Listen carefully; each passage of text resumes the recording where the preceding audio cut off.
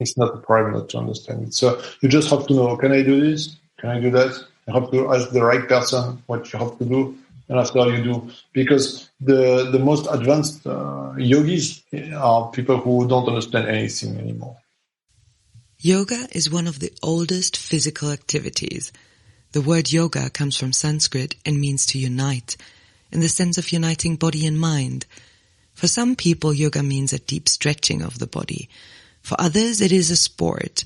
For still others, it is like meditation or a spiritual path.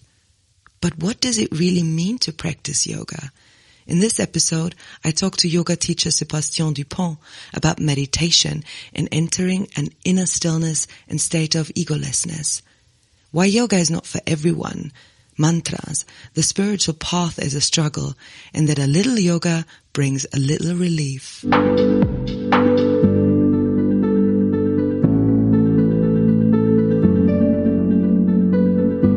This podcast brings you stories from and about people who stepped into the unknown. Stories about fear, uncertainty, the illusion of security, or, I don't know. Let's see what it will be about.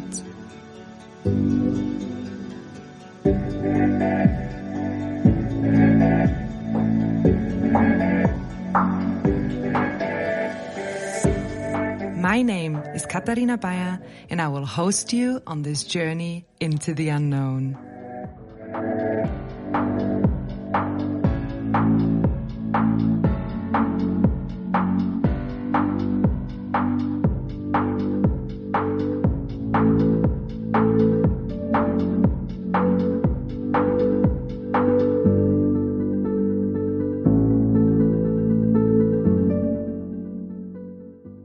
Since more than 25 years, you are practicing yoga for yourself. And I'm interested in why you started to do yoga at first.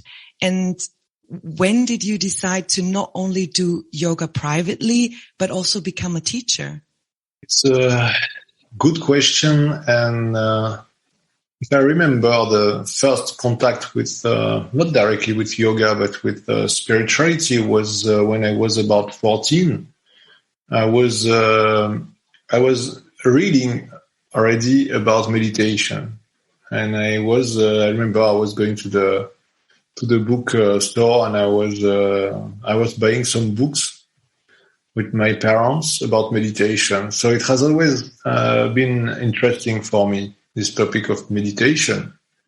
And only a few years after, when I was 16, 17, I wanted to do something for my body also. Because I was a teenager, I didn't feel very good with my body, and I wanted something more physical and related to spirituality also. I was doing some martial art at school, like everybody, and it was not my. I felt that it was not really the way I wanted to take. And then I discovered again through books, because I was only 16. There were no yoga classes for me, or I didn't know. And I started yoga with the books of André van Liesbeth. I don't know if you heard about André van Liesbeth. It's a Belgian yoga teacher. It's one of the first yoga teachers teaching in the West. And his books are really good and very attractive for a beginner. That means you started with meditation and you became then, you did practice for yourself. But why did you start to say, okay, now I want to teach others? What happened in your life? To teach others, it was already 12 years after I started yoga. I started when I was 16, maybe 17, I don't know exactly.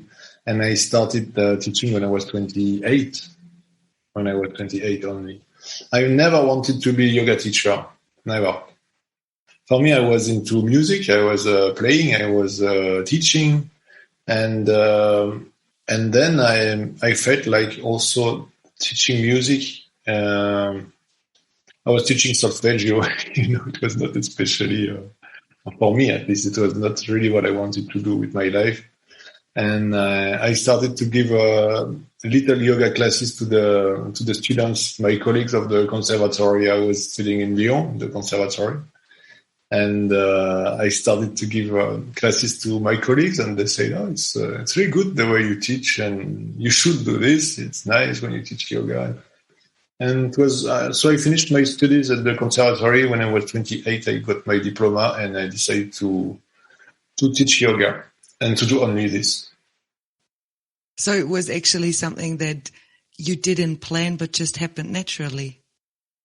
Yeah, I definitely didn't plan it. But after, when I decided to teach, I was I was living next to Geneva at this time, and when I decided to teach, I decided actively to look for students, and it's not so romantic that I didn't decide anything. I decided to teach yoga, and I was looking for a studio to teach. I was teaching. I got some private classes, and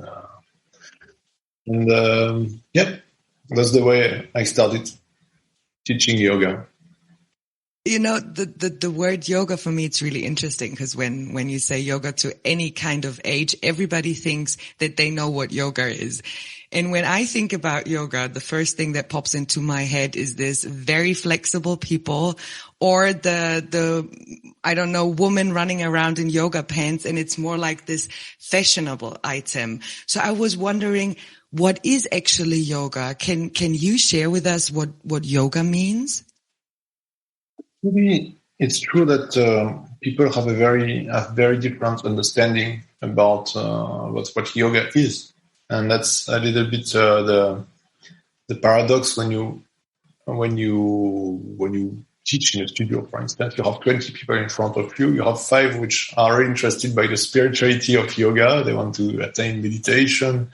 And most of them, some of them want to be stronger. Some of them just want to lose kilograms. Some of them are stressed. And it may look as a big problem, but in fact it works. I mean, all these people are practicing yoga. Of course, different people will choose different styles of yoga. But if you teach in the right direction, you can bring even people who are really not interested about spirituality to something spiritual, through the breathing exercise, for instance. So to answer your question is very long, it could be very long, but yoga is a spiritual practice from India. It's something spiritual. It depends on which level I want to answer this question, but if I want to answer from the very Indian point of view, there are 4 ways for yoga, which has been detailed by Vivekananda, but it doesn't matter. The first one is karma yoga. Karma yoga is the yoga of action. So it's the yoga of the hands. It's yoga of people who have a lot of duties, big families, a lot of work, and we are all kind of karma yogis now, because we don't teach to monks, usually.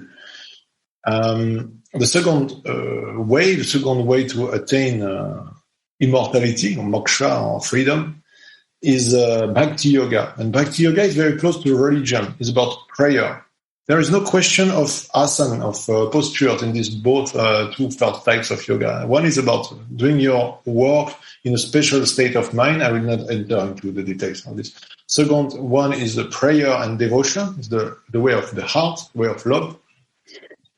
Third one is jnana yoga. Jnana is the way of the brain, understanding, and that understanding who I am, and that understanding ultimately that everything is one, and there is no me, there is no you, there is no difference. That's jnana yoga. So we have the three ways, the 3 first ways: the way of the hand, the way of the heart, the way of the brain, and the last one is called Raja yoga. Raja yoga is the royal yoga, is the way of controlling the mind. Because when you do your action perfectly, karma yoga, there is no ego. When you love God with your whole heart, there is no ego. When you understand perfectly who you are, there is no ego. And when you control your mind, it means when you are able to make your mind totally quiet and silent, there is no ego. So the last one that we call Raja Yoga is containing in a way Hatha Yoga. Hatha Yoga is a branch of Raja Yoga. It's the way to control the mind. And in Hatha Yoga, we use the body. we use the body positions, many asana, many positions, and breathing exercises. So that's the way of union or unity through the body and the breath, the control of the body and the breath, and the control of the mind. That's contained in Raja Yoga, the fourth method, the fourth way to freedom. I tried to summarize it for me. So yoga is unifying body awareness and mind. And what you said, what I really thought it's interesting, and you once even said it in different words in a yoga class that I attended, was that the poses prepare you for meditation, and the breathing also for meditation, and the aim is to have like a ego-less state. Is this right? It's absolutely like this. We have to remember that anything we do in a yoga class, that is really turned in the right direction, is in order to not to reach meditation, but to be reached by meditation. So how to free the inner space, to free enough inner space into our body, into our breath, into our mind, to create that vacuum that will attract meditation. Maybe it's like this. We can say it like this in a way. We can explain in other ways, but it's a kind of cleaning. So you clean the body, you clean your breath, you clean your mind. There are also techniques of concentration. For instance, when you look at the flame of a candle, and when everything is clean, when everything is really empty, ready, relaxed, then there is an opening for something else. And as soon as there is this opening, this something else can come. So you try to reach an empty state. That's something that you don't know what will come enters the state. Yeah, but as soon as it's just words, but as soon as you say, I try to reach one state, it means you want to take yourself in that state. And the yourself is what you have to quit to let this state happen. I think this is the hard thing for me because, I tried meditation so many times, and first I started with mantras to keep my mind busy because I was always in my mind when I was sitting. And I still do the same when I'm unsure or when I'm afraid, then I'm saying things to myself because it feels for me safe. And sometimes I reach this point where I felt like, oh, there was this silent that you were talking about. But it is so hard for me to finally fully let go of the head and of the mind. How can I really practice this, and why should I do it? I mean, when you say you have an empty state and then maybe something can enter, I don't know if this is already enough, pleasure for me to give it a try. Exactly. Not everybody wants this. And we are not all made for meditation. The problem is that in our modern world, everybody has access to everything. But when you read the traditional yoga text, it's written many, many times everywhere that this is the secret. This is just for real students, sadhaka, and which have a disciple. It has to be taught by the master. It doesn't have to be given to everybody. So in a way, it's good to make it more democratic and to give this knowledge to everybody, because maybe more people will be serious, but serious in this. I mean, you can be serious with something else. But what I want to say is that this is the sage say sometimes that this is the natural state. And this is very important to understand it in the proper way.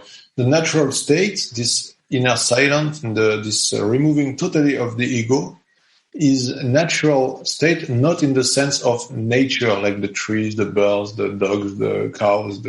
No, this is not the way the animals live. And this is not the way probably we are programmed genetically to live. That's why the sage, if you study the life of the great sage like Ramana Maharshi, Ramakrishna, Manandamayi, none of them had children. And if everybody lived like them, the world would disappear, the human race would disappear in 50 years. So, or in 100 years. So this natural state is not the biological state. Normally, a human being doesn't have to stop thinking. Maybe we, in the modern world, we are thinking too much, definitely. But it doesn't mean that the people who live in a natural places, they are not thinking all the time. And probably everybody is thinking nonstop the whole life from the birth to death. And it's all right. It's all right. It's the biological life. But it's not what the sages talk about when they speak about natural state. They speak, I thought a lot about this formula, natural state. They speak about the state like the state of the universe. If you look at the universe, you will see many, many things, many stars, many planets, many clouds, big clouds, strange things, meteorites, etc., etc.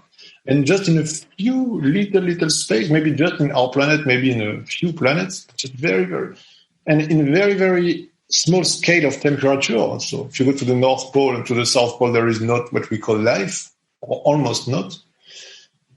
And so this biological life is just a very, very tiny part of the universe.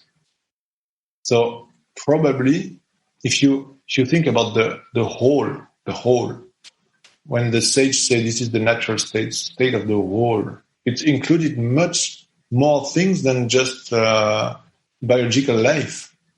The one visitors one time say to Sri Nisargadatta Maharaj, I don't know if you know Sri Nisargadatta Maharaj, no, the great saint, and I will tell about him maybe another time if you invite me again. And a visitor say, but the happiness you propose us is the happiness of the stones. The happiness of the stones. And Nisargadatta Maharaj, he answered, what is wrong with stones?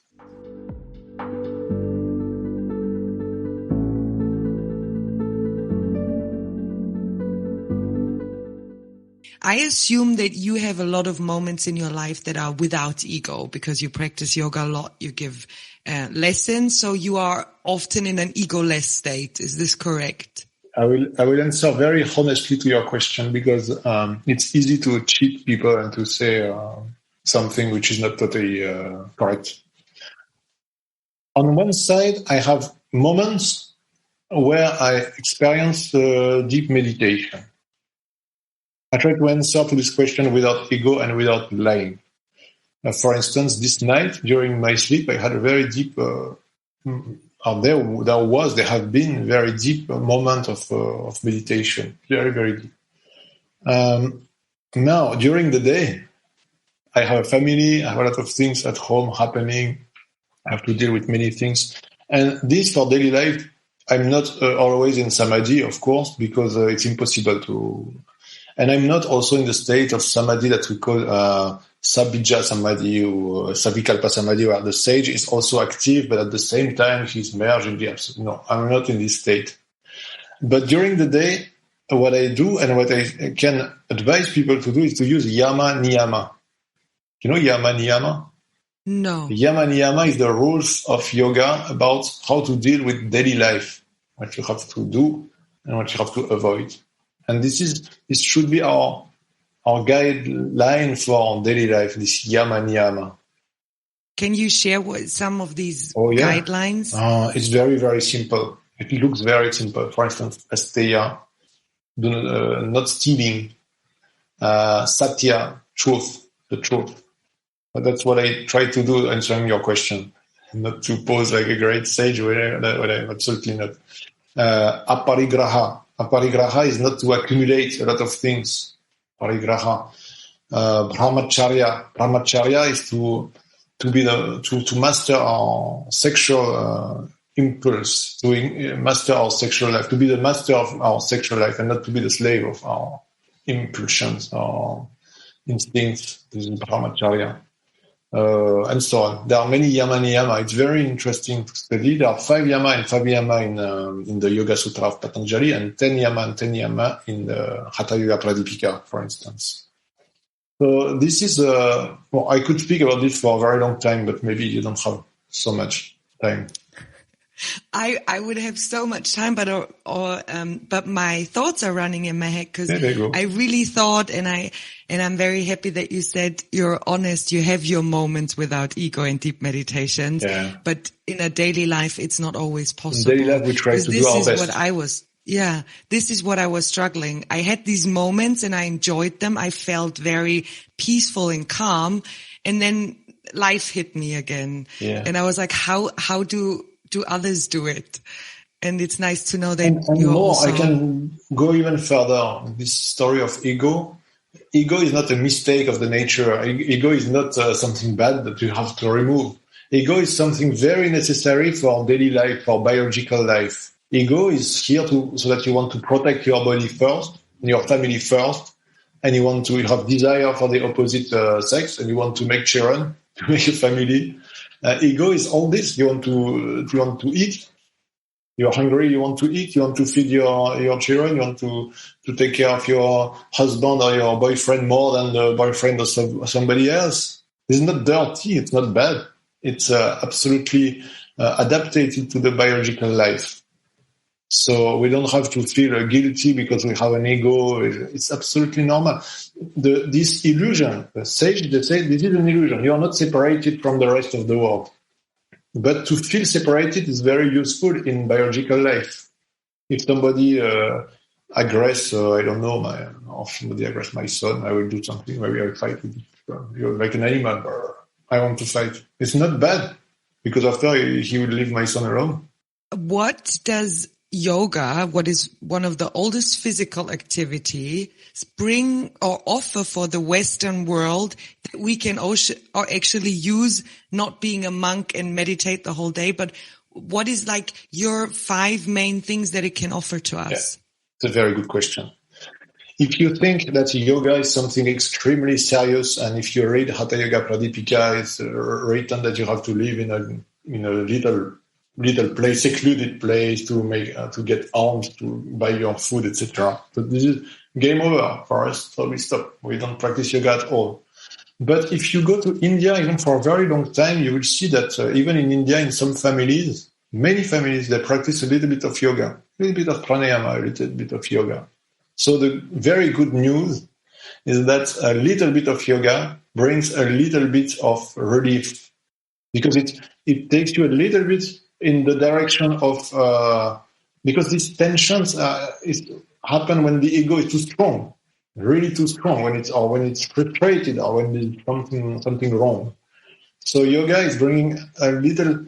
It's like when you look at the sky, you look at the stars, and you feel suddenly a little bit better because all your little problems, you see, there is all these things. Okay, you cannot go to the stars. You will never go to the stars. It's too far. But the fact that you see them, you can already breathe a little bit more, because this is the truth. There is all this stuff around. We are nothing compared to this immensity. So it shares with us a little glimpse of what is possible. Yeah, and it's also an invitation to practice more if you want to feel more. After, I don't want to say that the progress is a line. The more you practice, the more you know. Sometimes you remove a little bit of ego and you find back some things from your childhood which are shaking your your personality, and it's you feel like you felt better before when you had a lot of friends making parties. It was more stable, and now you start to look a little bit inside, also to look at your ego, how it works, and then you have a lot of things coming at the surface. So it can be also painful sometimes. It's not a very quiet trip. The spiritual way is a struggle.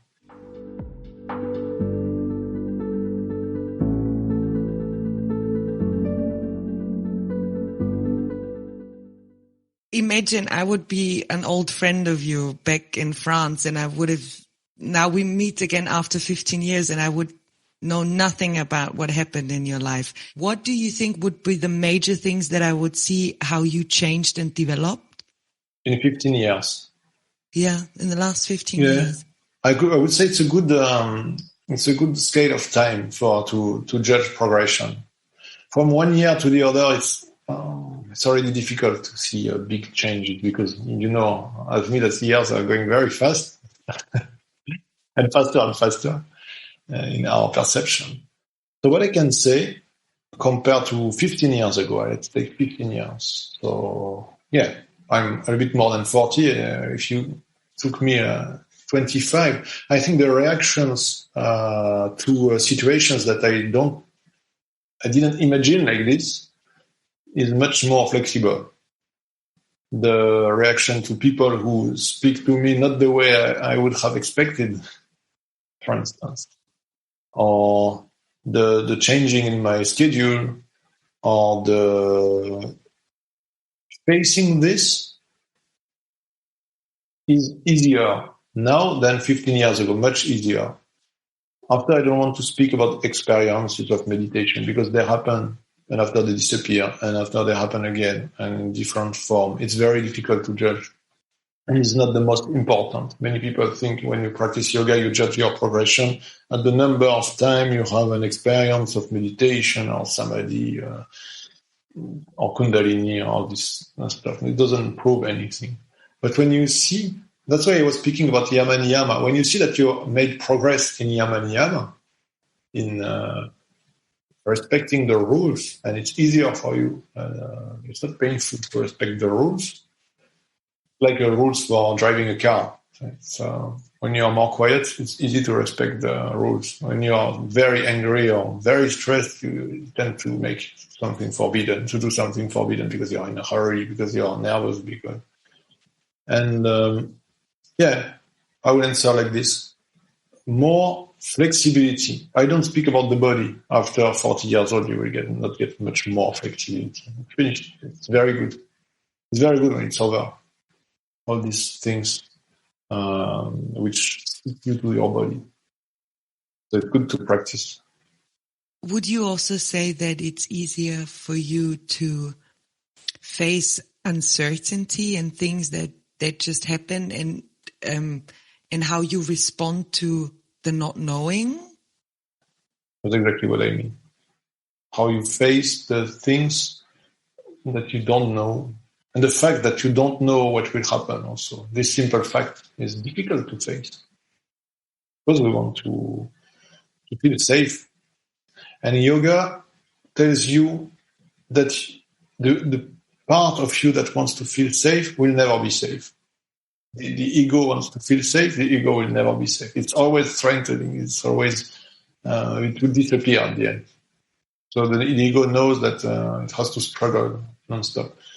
The solution is not to struggle against the ego, which is himself, or struggling, or itself struggling. Is to realize your own nature, which is much more than this.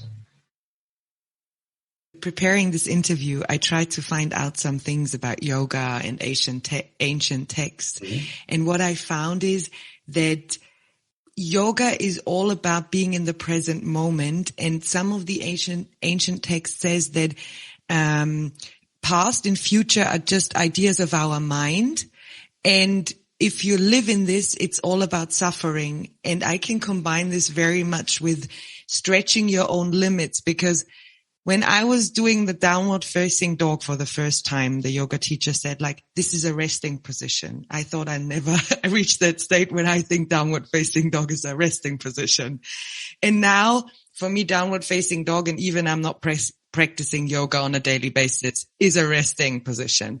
So I was wondering if this also can happen, metaphorically, that even now for me, past and present, past and future is really important, but maybe it gives me the chance to relax into the present more, that flexibility in the body also makes flexibility in the mind after all. It has to, and that's what we have to look for when we practice flexibility of the body. And it's a lot of questions. There are two questions in one.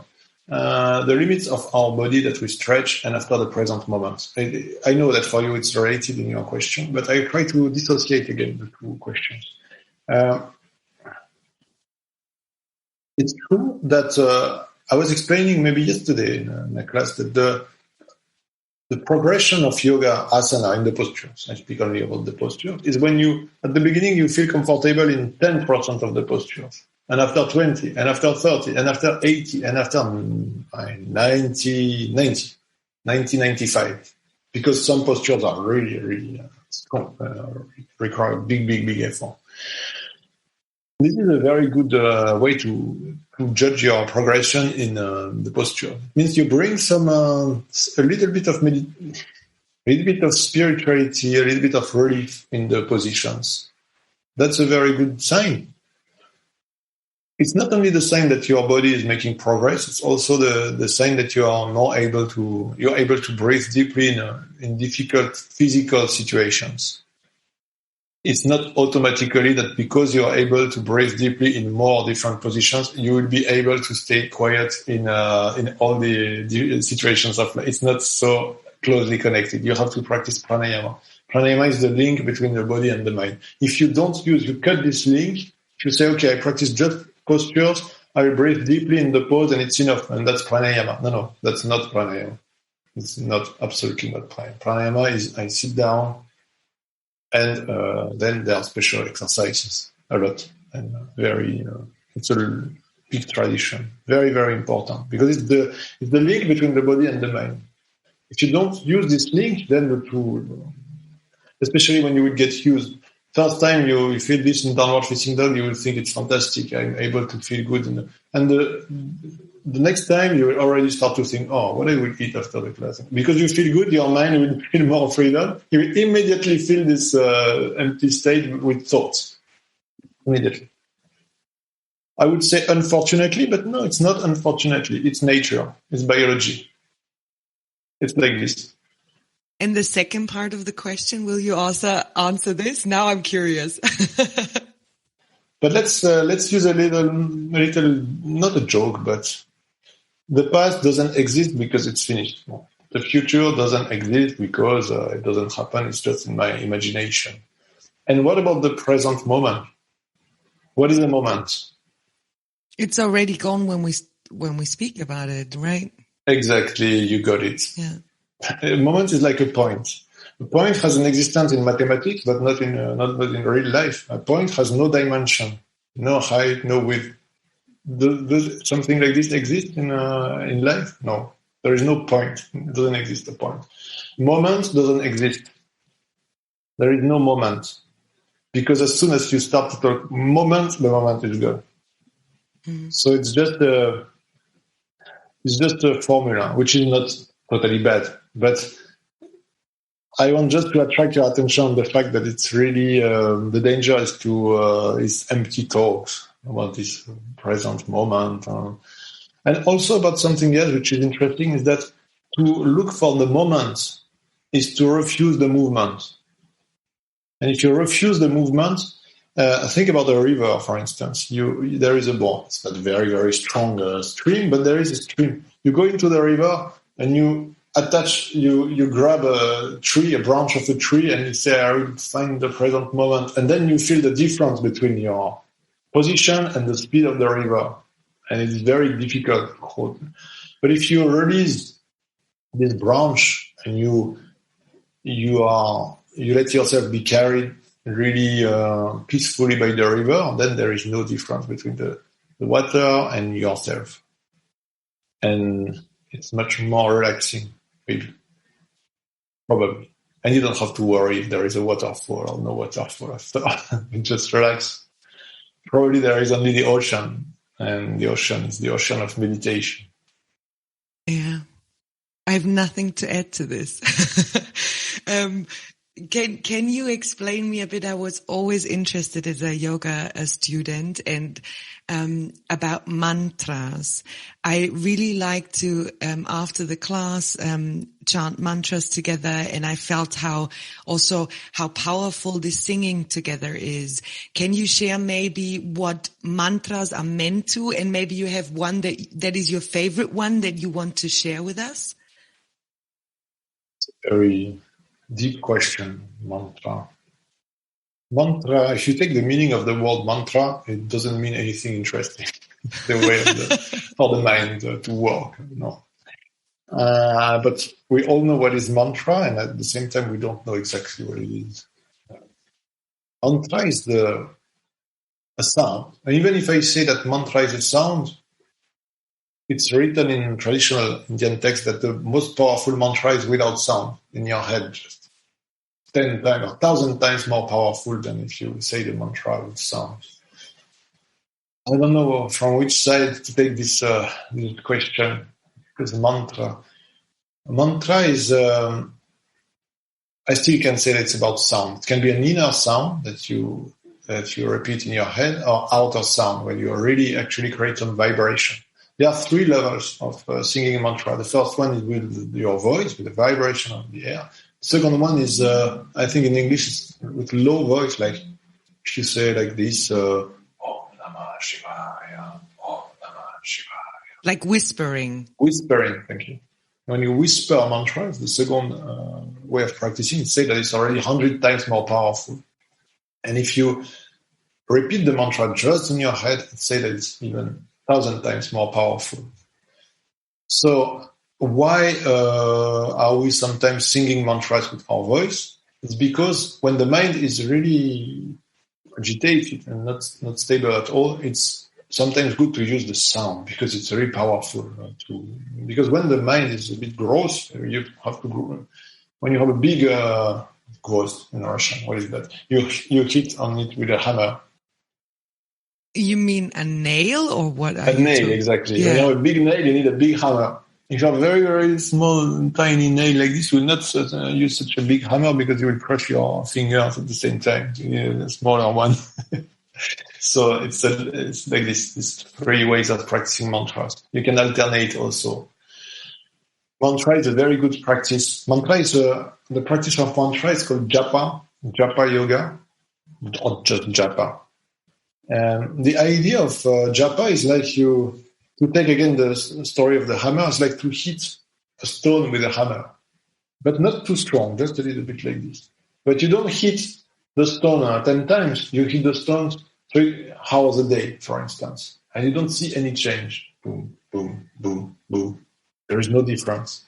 And in fact, inside the structure of the stone, there are little cracks. Yes, exactly.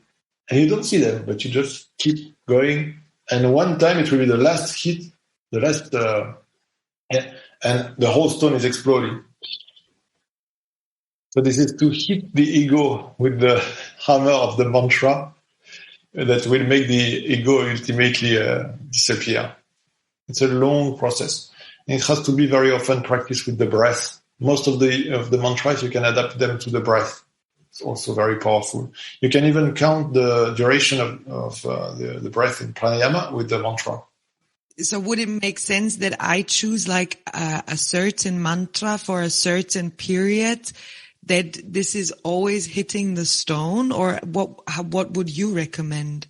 First, I will tell you a few words about the tradition of the mantra. So traditionally, the mantra is given by the guru under a sheet, a tissue that nobody can see what happens. It's a very, very ancient tradition. It's called diksha. And diksha is the initiation.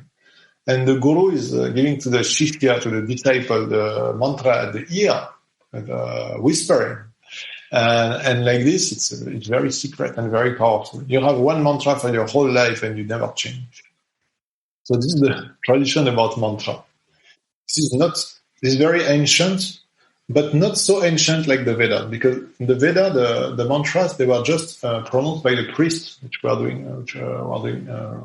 performing the puja. But it was not to be repeated the whole day. It's a little bit later in the Indian tradition. Nobody knows exactly at which year it started to be used like this.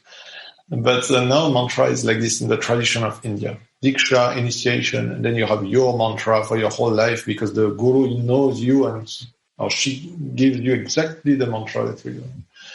And also the fact that you have total faith in your guru makes the mantra much more powerful because it reminds you the guru and then it has a special power. So I know your question. It will be, if I don't have a guru, do I have to stop practicing mantra? Or so I asked this question to an Indian sage when I didn't have my mantra. It was already a long time ago, but I understand the answer. this person, which was Swami Vijayananda in the ashram, he was a disciple of Mahananda Mohi. And he told me, maybe he told me this because it was me, but I heard later that he told also to other people that we can use the Om. Because the Om is very, very pure, very neutral, very, very universal. It's the sound of the whole. It's very powerful. It should be the only mantra, because it's at the beginning of each mantra, almost you have the Om.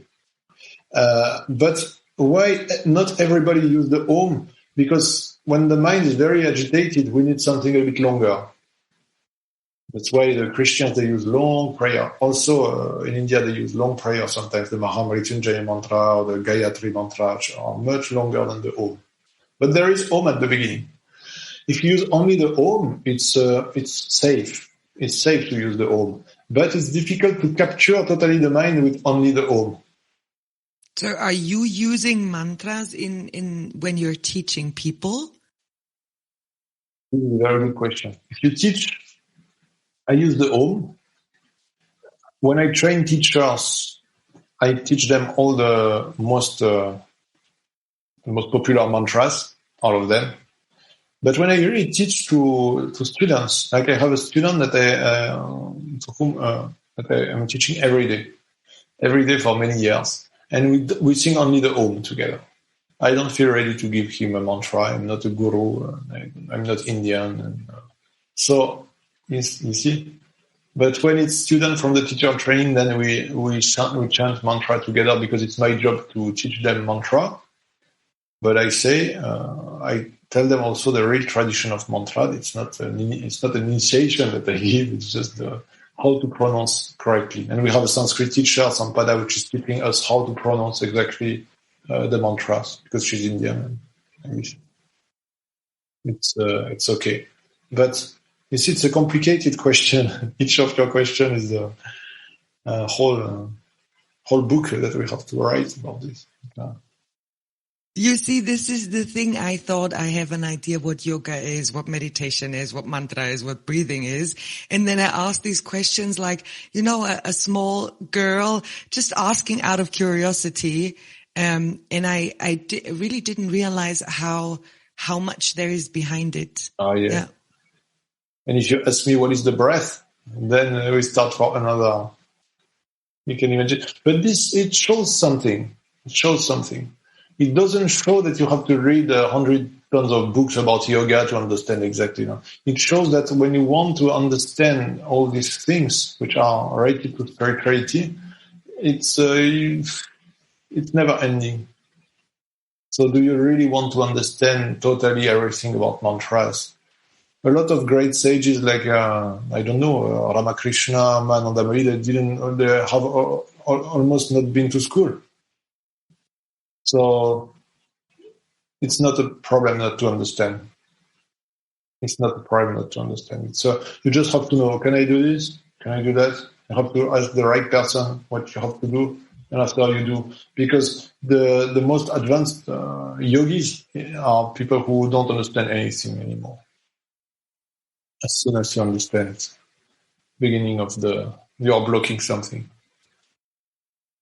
I'm not sure if I want a state where I don't understand anything anymore, but it sounds nice at the same time. In deep meditation, we don't know anything. Yeah. But when we are not in deep meditation, we have to be interested by a lot of things. It's really good. You have to stay alive and not say, nothing is interesting. I do yoga, so life it's disgusting. No, we are here. There are a lot of interesting things, but you know that you will never understand totally anything, especially when it's related to spirituality. But even if it's related to a book, if I start to look at the structure of this book with a microscope, I will reach a point where I don't understand what is inside. I hope my next question is not such a huge question, okay? In the last years or decade, yoga became very, very popular all over the world. And as far as I know, there are more than 100 yoga styles or yoga forms. There's hatha yoga, hot yoga, yoga with crystals. Then there's electric music in yoga, aerial yoga, acro yoga, all these different styles. You as a yoga teacher and somebody who just appears to me as really understands all the backgrounds as well. What do you think about these new movements and new forms? Is it something that is a great development, or is it going too far away from the original yoga? What I can say is that every yoga style that is using positions of the body, different positions of the body, different breathing exercises, is coming from Hatha Yoga. So all these new styles are extensions or shortenings of Hatha Yoga. What is my understanding of Hatha Yoga is that it's so huge when you read a Hatha Yoga text and when you see Hatha Yogis, and you understand that it's so big. There is even devotion in Hatha Yoga. When you read, for instance, Garanda Samhita, there is a little verse about devotion. Say that the Bhakti Marga, the path of devotion is when you have a strong emotion thinking about God and you have tears in your eyes and hair dressing, how to say in English, on your head. It cannot happen to me, but maybe to you. Then it's Parabhakti. It's the supreme devotion, and it's a very good way to samadhi. So even in the Hatha Yoga text, you have this. And at the end of Hatha Yoga Pradipika, for instance, it's a very, very Vedantic, and it's very close to Jnana Yoga. It says that you are like a big pot, open pot in the ocean, with the water inside and outside. There is no difference between inside and outside. It's a metaphor of the body. There is no border between inside and outside the body. So it's really Jnana. It's really Indian philosophy. So you have breathing exercises in Hatha Yoga. You have positions. You have 100 different meditations. Meditations on the light, meditation on the candle, meditation on the inner sound. You have devotion. You have understanding of the real nature. You have disappearance of the ego at the end. So now you want to create something new about this. Why? The question is why. Is it not fast enough? It's not good enough for you? It's not, you want more fun. It's not fun enough, maybe. So I always saw only bad reasons to create new styles of yoga. The only good reason would be a great, great sage. And again, I would ask myself the question, is it really a great sage? That's a thing I did like this, it works, it's more simple, it's more adapted to you. You do like this. Okay, then we can try. But it's even risky because it will not be very old tradition, and you don't know if this master is really as great as he pretends to be. So personally, I always thought that there are so many things in Hatha Yoga or in Bhakti Yoga. You can pray, but to create a new style out of Hatha Yoga. But let's speak about Hatha Yoga. To create something new from Hatha Yoga is really. If I were a little bit direct, I would say it's a lack of humility. Before I was always avoiding speaking like this, but why not if it's really what I think? So this means you only practice Hatha Yoga? No, at the same time, to stay open-minded.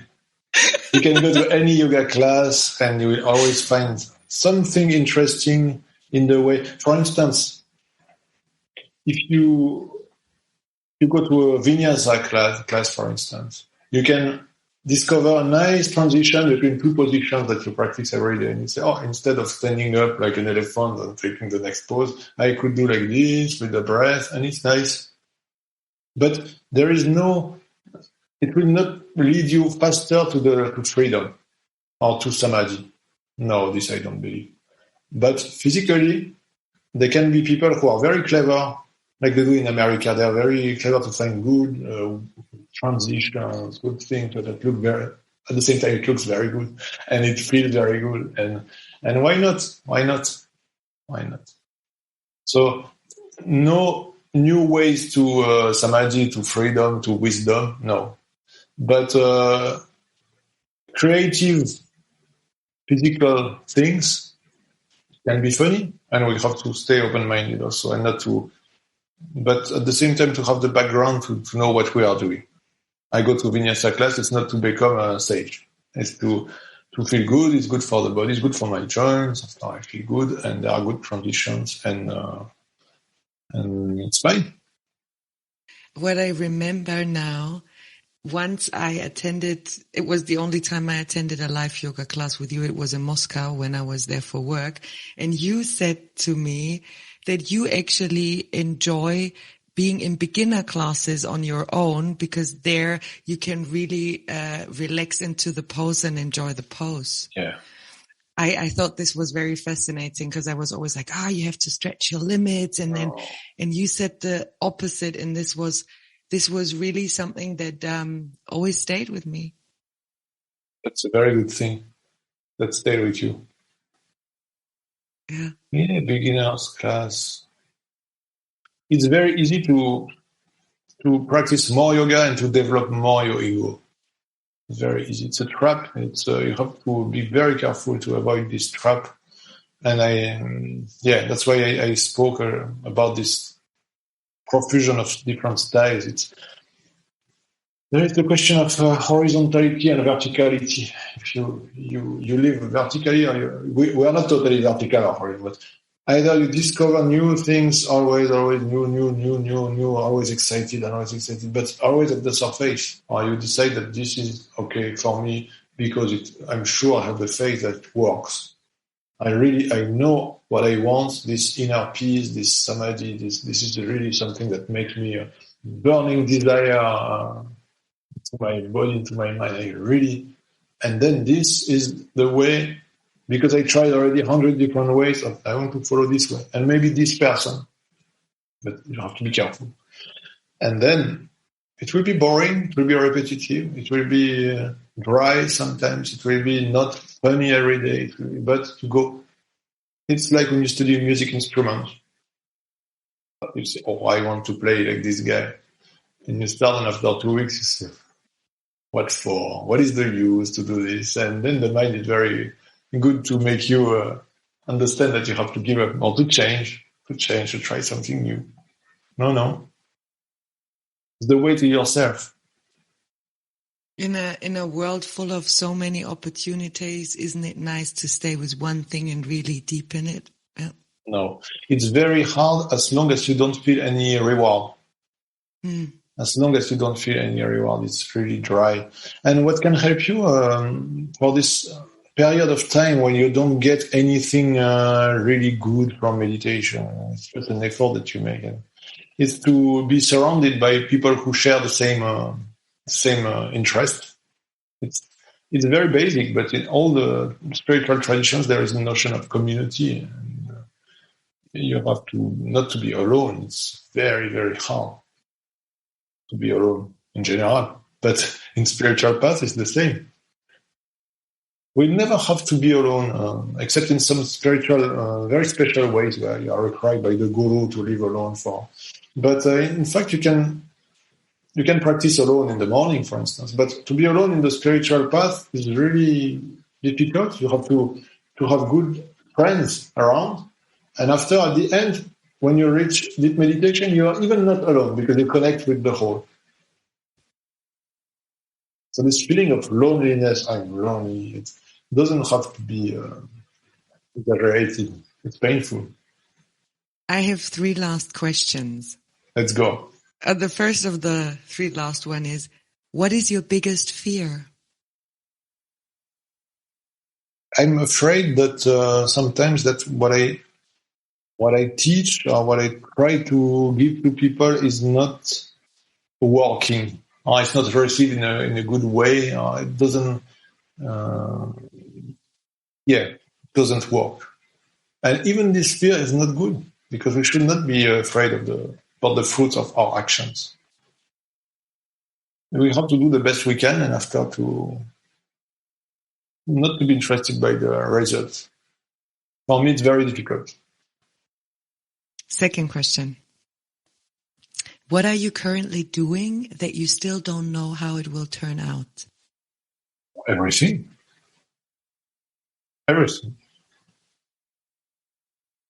Now it's the third question already. What is not a question, but it's something special. Mm-hmm. I have this book here where I put a lot of quotes in that I just liked very much. And what I will do is I will flip through the pages and you will say stop. Okay. And then you will comment on the quote that you just accidentally hit. Okay, let's go. Yeah. So, okay. I will start and you say stop, wait. Stop. So, do you want to have left or right? Left. Left. And there is 1, 2, 3, 4 on the left side. Do you want to have 1, 2, 3, or 4? 2.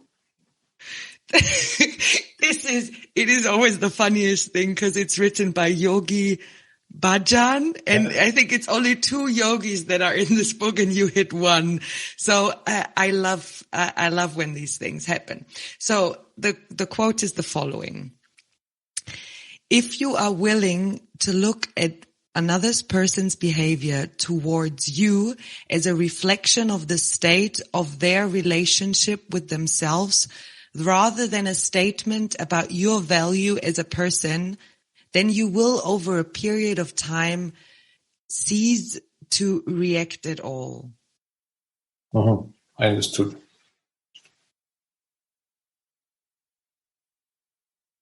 Yeah, it means that you don't have to take the behavior of the others as something directed toward yourself, because take it personally. And then if you stop taking things personally, of course, it's unactivated something. It's unactivating something which is related to our reactions. Yeah, very often. In some situations, we have to repeat to ourselves, don't take it personally. It's really good. It's very simple, but very often we take something incredibly personally, and after we have, oh, but this person is doing it with everybody. Don't worry. Oh, yeah, really? And suddenly we feel better. No, we can do like this from the beginning, because most of things we face, especially when you practice yoga, you want to be more and more closer and closer to the natural state, the state of the universe, means the state 0, the basic state. So everything you will observe that seems excessive to you, it is actually excessive, because you are in the center. So it's there is nothing to be taken personally.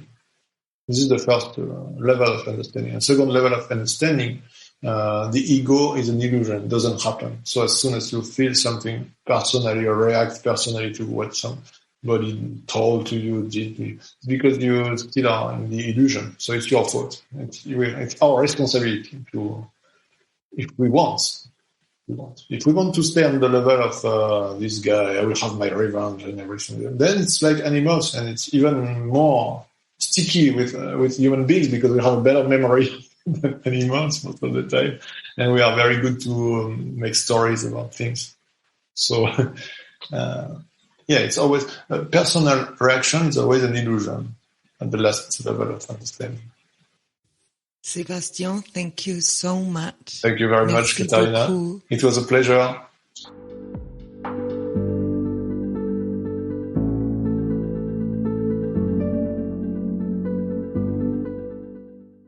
If you like this podcast, please follow me on Facebook at Podcast Into the Unknown, or on Instagram into_the_unknown_podcast. You can listen to this podcast on www.intotheunknown.at, Apple Podcasts, Spotify, or wherever you get your podcasts from.